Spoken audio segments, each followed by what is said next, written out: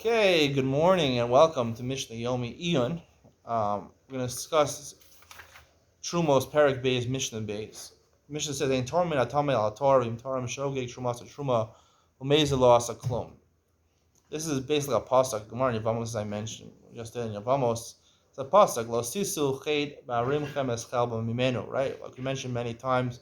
You're supposed to give truma. It's supposed to be matana ba'ayin yafe. You're supposed to give the best part of your crop to the kohen as truma. The best grapes, the best apples, you're supposed to give to the kohen.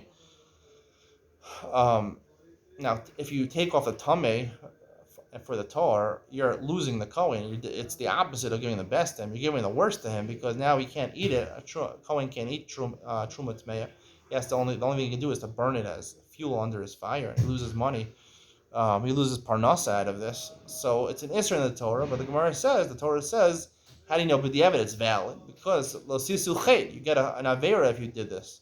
So if it was invalid, if your transaction was invalid, so obviously you didn't get an avera, you didn't do anything. So it must be as valid. So that's why he says, show you truma to truma. B'diavad, it counts as truma, and whatever you gave to him, and also it patters your kri, that you don't have to take off truma again from your pile. Amazing lost a klum. The problem is amazing. If he did it on purpose, he knows that he's doing an avera, and he wants to give the tummy stuff to the kohen. He has anger against the kohen. I don't know. He didn't do anything. It's invalid. Now it's machlokas in the Gemara in Yevamos. What does this mean? Amazing lost a klum. So the Tosfos Yom Tov quotes is machlokas. The first opinion says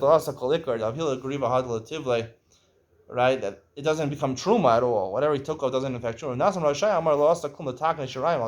He says, even if mazid, it is truma because you can't argue with the Torah. The Torah says it's truma, so you can't argue with the Torah. It's truma, and the Gemara further buttresses this because there's a concept we learn at the Gemara. The maskana of the Gemara is to go actively against the Torah. Now, Torah says it's considered truma b'diavad. That's why you got a chait, you got a sin.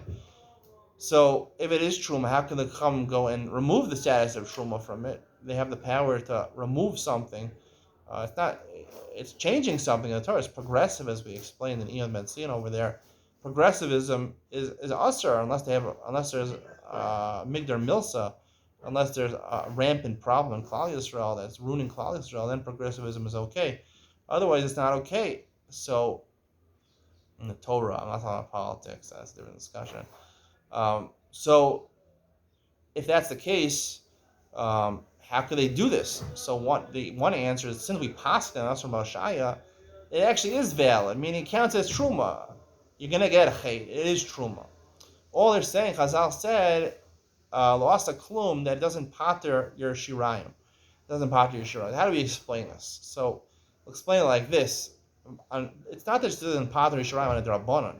On a doraisa level, it doesn't pater the shirayim because I mentioned there's two parts to the mitzvah of hafrasha truma.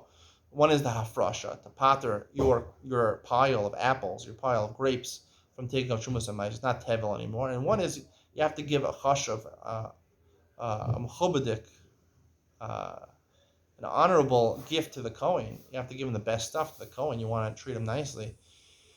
So here, technically, you can't be oked of min Torah. The Torah says it's truma, even though you gave him inferior stuff.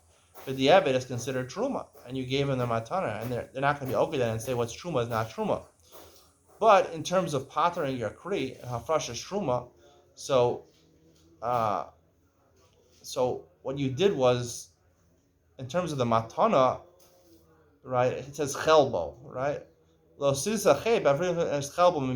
avera? The avera is that you didn't give him the best part. You gave him an inferior part. And there the Torah says, chet, you get a sin for it, but you obviously did something, you accomplished something. So for the kohen, you gave him inferior, it accomplished something. But the Torah never talked about what it does to the rest of your kri, to pater your kri, and to hafrasha, that you pater your kri, that it's considered like it's not tevel anymore, like a tof trumas and maisos.